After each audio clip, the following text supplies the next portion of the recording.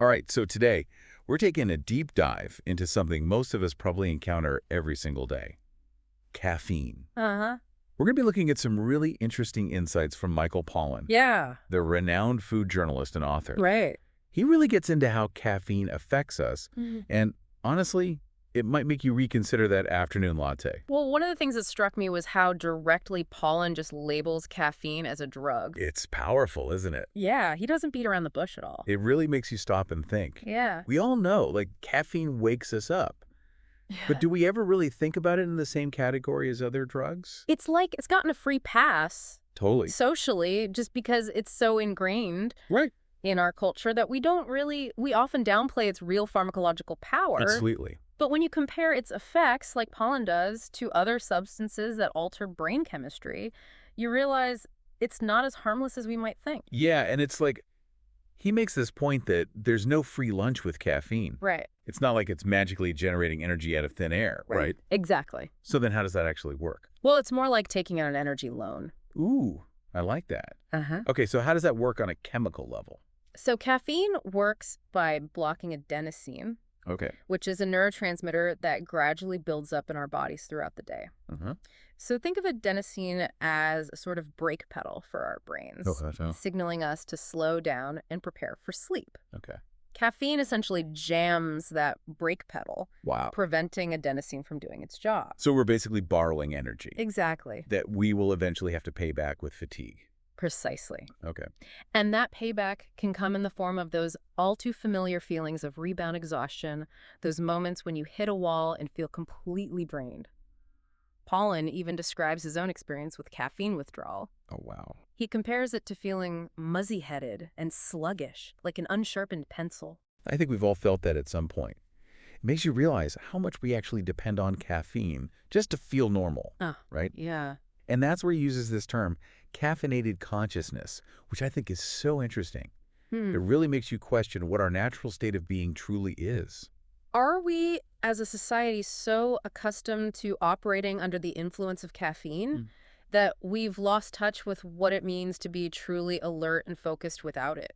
It's true. Yeah. How much of those ingrained morning coffee rituals or Yeah. claims that we can't function without caffeine are genuine need versus just a conditioned response, Hmm. right? And while we're often quick to acknowledge the potential downsides of other drugs, we often give caffeine a free pass. Yeah.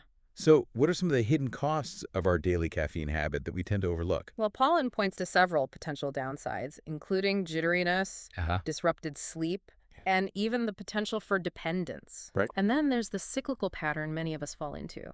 Using caffeine to wake up in the morning and then relying on alcohol to wind down in the evening Yes. creates this constant push and pull, further disrupting our natural rhythms. And it's interesting here, while we often focus on caffeine's impact on sleep, there's this other layer to consider, this idea of caffeinated consciousness. So let's break that down a little bit. What exactly does caffeinated consciousness mean? Well, if we consider our baseline, our normal state to actually be a chemically altered state, Yeah. well, if we consider that like our our baseline is actually chemically altered, it really makes you wonder, are we even experiencing like the full range of our emotions and abilities, you know? It's almost like we're living in this like perpetually stimulated state. Yeah. But are we really getting the full experience? Are we missing out on something? Yeah. Like, how does this impact our creativity, Right. or our Really? ability to, make good decisions, or even long term Exactly. for our health? Yeah. Are there things we're not really aware of? Those are all really important questions to consider. And, just for example, think about how we experience things like stress. Oh, yeah. Is that feeling heightened because our baseline is already amped up because of the caffeine? That's a good point. Or even think about boredom. Mhm. Do we reach for that coffee because we can't tolerate those moments of quiet or stillness? That's so true. So it's really fascinating to sort of delve into those deeper questions. Yeah, it's like we've become so accustomed to this artificial heightened state that we don't even know what it's like to just be, Right. without that constant buzz of caffeine. Yeah. But I mean, it's everywhere, right? It's in our coffee and tea, of course, Of course. but it's also in energy drinks, Yeah. sodas, even chocolate. Absolutely. It's pervasive. So how do we escape it? Well, you're absolutely right. It's so deeply embedded in our culture. I mean, just think about the sheer number of coffee shops. you know? Oh my gosh, yeah. On every corner, or the way advertising constantly bombards us with this message that we need, caffeine to power through our day. Yeah. It makes it really challenging to even just recognize the extent of its influence, let alone, break free from it. Yeah, it's almost like we've been conditioned to believe we need it to function, Right. to be productive, Yeah, to be sociable even. absolutely. But what if instead of just accepting those jitters and that afternoon slump as inevitable, Mm. what if we started to look at them as warning signs? Mm. What if they're actually indications that we're pushing our bodies beyond their natural limits? I love that perspective. I Yeah. think that's a really insightful way to look at it. What if we started to question those symptoms instead of just accepting them as part of modern life? Right. It could be a really powerful shift Mm. in how we relate to caffeine and how we understand our own energy levels. Exactly. So if this caffeinated consciousness Mm-hmm. is potentially, you know, distorting our perceptions and pushing us to operate outside of our natural rhythms, should we all be aiming to ditch caffeine entirely? Mm. Is that the key to reclaiming our true selves? That's a great question. And, I don't necessarily think it's about absolutes or making sweeping declarations about what everyone should do. Okay. I think even Pollan acknowledges that, caffeine can have its benefits, Yeah. Particularly in specific contexts. It can enhance focus, it can improve athletic performance. And as we talked about earlier, Yeah. It's had this really significant impact on our social history and cultural development. Yeah, it's not like it's inherently bad. Exactly. It's more about this awareness Yeah. of our own individual relationship with it. I think that's exactly it. It's about recognizing that caffeine is a powerful drug, and like any drug, it can have both positive and negative effects. Right. The key, I think, is to become more mindful of our own consumption patterns, Okay. to pay attention to how caffeine affects us personally, and to make conscious choices about when and how we use it. So like if you notice that drinking coffee after a certain time disrupts your sleep, Right. maybe set a cutoff time. Exactly. Or if you find that you're feeling anxious or jittery after, your second cup, maybe that's a sign to scale back a bit. Okay. It's about listening to our bodies and respecting those signals, even if they're subtle, instead of just powering through. Instead of ignoring them. Yeah, and it's interesting to note that this concern about caffeine's impact on sleep isn't just anecdotal. Right. Research has actually shown that even if we don't feel those immediate effects, caffeine can disrupt our sleep cycles, especially when it's consumed later in the day. That makes sense. And in fact, Pollan mentions that many scientists who study caffeine actually avoid it themselves. Wow, really? Specifically because of its effects on sleep. So if the experts are choosing to abstain or limit their intake, that really says something Right. about how important it is to understand those potential downsides. Absolutely. But let's be realistic. For a lot of us, that morning cup of coffee, it's a ritual. Yep. It helps us feel alert, focused, Yeah. ready to face the day. So is there a way to kind of balance that need with this new awareness? I think that's where this concept of intentional caffeine use comes in. It's about shifting our mindset from mindless consumption to making deliberate choices about when and why we reach for that cup of coffee or that cup of tea. So instead of it being just an automatic habit, we stop and we think, Exactly. do I really need this? Yeah. Or am I just doing this because I always do this? Exactly. And, and perhaps in those moments when we do choose to indulge, we can savor the experience, more fully appreciate the taste, the aroma, the social connection it might provide. It's about bringing more awareness to each sip and being present in the moment rather than just, gulping it down mindlessly. Makes sense. But let's say we've kind of had this awakening and we're like, okay, maybe we do need to re-examine our caffeine habits. Yeah. What are some practical strategies for actually breaking free from that dependence, for experiencing that uncaffeinated consciousness? That's a great question. And that's a question that deserves a deep dive of its own. But I think a good starting point is to understand that caffeine withdrawal is a real thing.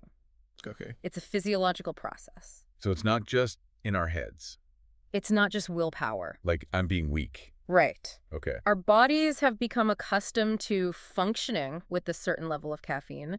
So when we remove it, suddenly there's going to be an adjustment period. So like those headaches, the fatigue, Yeah. difficulty concentrating, that's It's real. rough. It's real. Yeah, it's not just you being dramatic. Okay, good to know. So understanding that this is a normal part of the process, I think, can make it feel less overwhelming. Okay. Instead of going cold turkey, which can be really intense for a lot of people, consider a more gradual approach. So like wean yourself off slowly. Exactly. Okay. So, maybe decrease your intake by a quarter cup of coffee each week or something like that. And again, this is a personal journey. So listen to your body if you're experiencing significant discomfort. Slow down the pace or even take a break from reducing for a few days. You know, It's not a race? it's not a race. Okay. It's about finding a pace that feels sustainable for you. Yeah, that makes sense.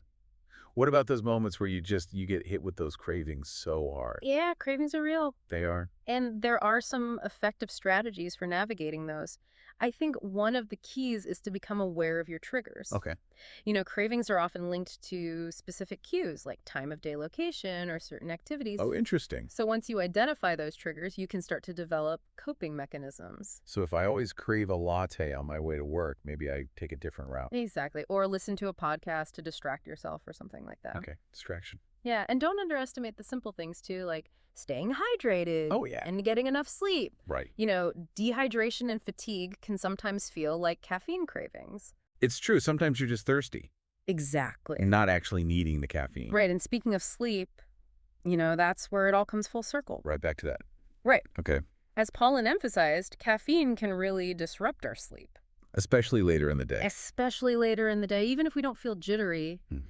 that afternoon coffee could still be affecting the quality of our sleep. So, like, having good sleep hygiene is really important. Absolutely. Not just for, managing cravings, but in general. In general, yeah, creating a relaxing bedtime routine, establishing a consistent sleep schedule, all those things that we know we should be doing anyway become even more crucial when we're trying to reduce our caffeine intake. Right. And as you start to prioritize sleep and gradually reduce your caffeine, you might be surprised by how much your natural energy levels improve. That's the goal. Yeah. You might even find yourself waking up feeling refreshed and alert without needing that morning coffee to kind of jumpstart your day. That would be amazing. I mean, that's the dream, right? To tap into that energy that's already within us. I think it is. And, it's a process. It takes time to rewire those ingrained habits and rediscover that uncaffeinated consciousness. But the journey itself can be so insightful. By exploring our relationship with caffeine, we're ultimately learning more about ourselves, our bodies, and our minds. Who knows, maybe in the process of rediscovering that uncaffeinated you'll unlock new levels of creativity and focus and even a deeper appreciation for the natural rhythms of life. That's a really beautiful thought. So to our listeners, we encourage you to just take some time to reflect on your own relationship with caffeine.